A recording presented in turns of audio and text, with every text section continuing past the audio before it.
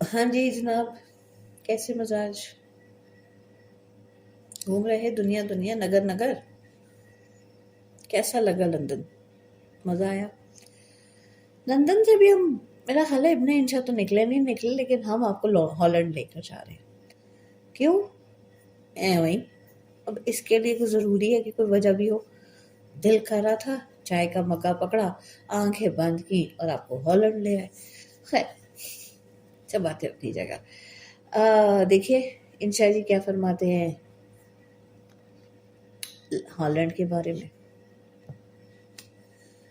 Holland ہم کو پسند آیا۔ ایمسٹرڈیم تو جیسا ہے سو ہے، نہروں کا ایک جال ہے۔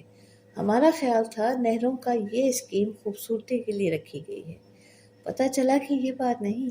پہلے چھوٹا سا شہر تھا، بیرونی حملے کے ڈر سے نہر کھودی گئی، پل تھے جو اٹھائے جا سکتے تھے، آبادی بڑھی تو نہر کی دوسری طرف کنارے کے ساتھ ساتھ حویلیاں اور مکان بن گئے۔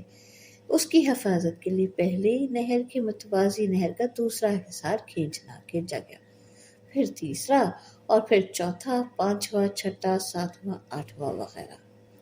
اور یوں جس طرح درخت کے تنے کے حلقے دیکھ کر آپ اس کی عمر کا اندازہ کر سکتے ہیں، اسی طرح ایمسٹرڈیم کا نقشہ دیکھ کر معلوم ہو سکتا ہے کہ کتنی نسلیں اور کتنی صدیاں اس شہر پر سے گزری ہیں۔ گول مول بات ہم اس لیے بھی کر رہے ہیں کہ جس کاغذ پر اس شہر کا سال تعمیر، نہروں اور پلوں کی صحیح تعداد وغیرہ لکھے تھے، ہم سے کھو گئے۔ ڈچ لوگ اور ان کا شہر ہمیں پسند آئے۔ یورپ کے بعض دوسرے ملکوں کی طرح ان لوگوں کو صفائی کا جنون نہیں ہے، آرٹسٹ لوگ ہیں۔ لندن میں تو لکھا ہے اگر سڑک پر تھوکا یا کاغذ کا کوئی پرزہ پھینکا تو ہم سے برا کوئی نہ ہوگا۔ ہالینڈ میں اس قسم کی کوئی ناروا پابندی نہیں ہے۔ کئی بار تو یہ خوشگوار احساس ہوتا تھا کہ ہم اپنے ہی ملک میں، کوئی چیز اجنبی نہیں۔ بارش ہے تو کیچڑ ہے، کار بھی چھپ چھپ چھینٹے اڑاتی گزر گئی ہے۔ کوئی مکان تعمیر ہو رہا ہے تو جرمنی یا انگلستان میں اس کے گرد پردہ کھینچنا پڑتا ہے۔ ہمارے ملک کی طرح یہ لطف نہیں کہ آپ فٹ پاتھ سے گزر رہے ہیں اور اوپر سے سیمنٹ اور ریت نیچے گر رہے ہیں، اینٹیں آ رہی ہیں۔ یہاں ایک فٹ پاتھ سے گزرتے ہوئے ہم پر اوپر سے گارا گرا تو سچ یہ ہے کہ اس میں سے اپنے وطن کی مٹی کی سوندھی سوندھی خوشبو آئی۔ ملک سے دوری کا غم ہٹ گیا۔ کاغذ چاک کر کے اس کے پرزے بھی ہم نے جہاں چاہا پھینکے، کسی کے ابرو پر بل نہ آئے۔ سڑک کو بھی ہم نے جا بجا کراس کیا۔ جرمنی میں ہم لال بتی پر رک کر اپنا قیمتی وقت ضائع کرنے کے عادی ہو گئے تھے۔ بہت سے ہوٹلوں اور توام خانوں میں بھی صفائی کا معیار ہمارے ملک کے ایرانی ہوٹلوں کا سا تھا، اس سے کم نہ تھا۔ مانگنے والے بھی اتنے تو خیر نہیں تھے جتنے صدر میں ملتے ہیں، تاہم کہیں کہیں ملے۔ سڑک پر ایک ٹھیلا سا کھڑا کر رکھا ہے جس میں گراوفون لگا ہے، جو بلند آواز سے پرسوز گانا گا کر راہگیروں کے دل میں جذبہ ترحم پیدا کر رہا ہے، اور ایک شخص اپنا پیالہ لیے ہوئے اس میں سکے چھنکا رہا ہے اور لوگوں کا راستہ روک کر رہا ہے۔ البتہ بسیں، ٹرامیں ان ظالموں نے نئی بنا دی ہیں۔ یہ ریمبرا کے عہد کی نہیں ہے، یا پھر تعلیم کا معیار اچھا ہے، کتابیں خوبصورت چھپتی ہیں، چیزیں خالص ملتی ہیں، لوگ با اخلاق ہیں، نائی بھی اچھے ہیں۔ ہم نے یہاں آ کر بال کٹوائے، لندن والے نائی سے تو بہتر نکلا، پیسے بھی کم لیے، تھینک یو بھی بڑے اتفاق سے کہا۔ ہاں تو کہنا یہ تھا کہ ایمسٹرڈیم تو جیسا ہے سو ہے۔ ڈیلفٹ اور لیڈن دونوں کی خوبصورتی نے ہمارا جی موہ لیا۔ ڈیلفٹ کو ہم کام سے گئے تھے، ایک صاحب سے ملاقات کی ٹھہری تھی۔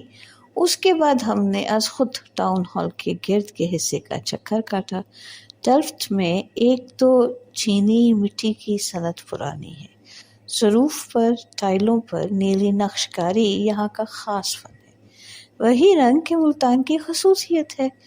ڈیلفٹ میں برتا جاتا ہے اس کے علاوہ لکڑی کے جوتے زیادہ تر اب سیاحوں کی تفریح تباہ کے لیے بنتے، لیکن ہم نے ایک شخص کو پہنے ہوئے بھی دیکھا۔ معلوم ہوا سردیوں میں آرام رہتا ہے۔ لنڈن میں ہم کو علم کا شوق لے گیا تھا۔ کچھ ہمارا خیال تھا جو غلط نکلا کہ انسائکلوپیڈیا آف اسلام کی ترتیب و تدوین بھی لنڈن ہی میں ہوتی ہے۔ ہمیں بھی کچھ معلومات اسلام کی ہیں۔ ہمارا ارادہ تھا ان لوگوں کو بتا کر آتے ہیں، لیکن پتہ چلا کہ یہاں کے ایک اور ادارے کو فقط اس کی اشاعت میں دخل ہے۔ لائبریری کا اورینٹل شعبہ دیکھنے کا بھی ہم نے خاص اہتمام کیا تھا۔ ہمارا خیال تھا وہیں جا بجا لوگ جبے پہنے ڈچ لہجے میں عربی فارسی بولتے نظر آئیں گے، لیکن ایسا نہ ہوا۔ لائبریرین صاحب، کچھ بھلا سا نام تھا ان کا، شاید عربی جانتے تھے، بہرحال کتابوں کے نام پڑھ لیتے تھے۔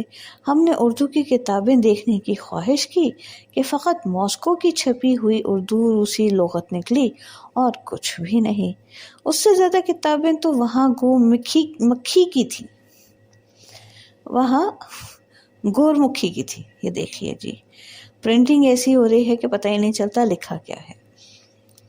گورمکھی کے متعلق بھی تھیں، یعنی کہ گورمکھی کی تھیں اور گورمکھی کے متعلق بھی تھیں۔ ہاں، عربی کا ذخیرہ کچھ ہے، یا پھر چینی جاپانی کا اور انڈونیشین ملائی کا۔ ہم کتب خانے کی کہنگی سے ضرور متاثر ہوئے، اور اس میں شک نہیں کہ ڈچ زبان کی پرانی کتابوں کا اچھا ذخیرہ ہے۔ جرمنی اور انگریزی کی کتابیں بھی خاصی ہیں۔ ہمارا شوق الف لیلا اور اس کے تراجم ہیں۔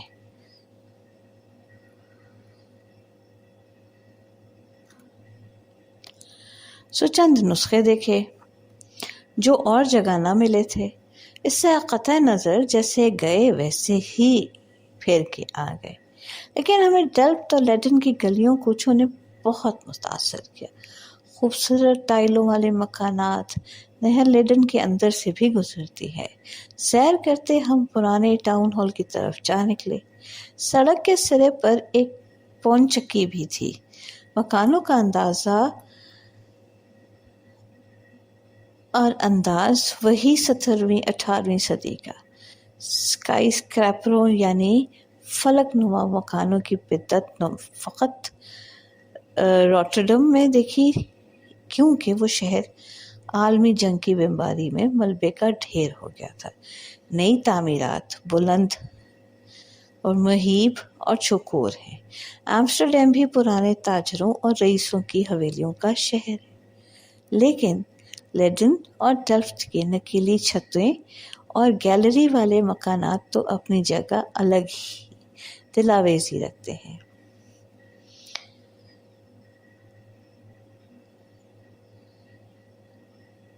ایمسٹرڈیم کا شہر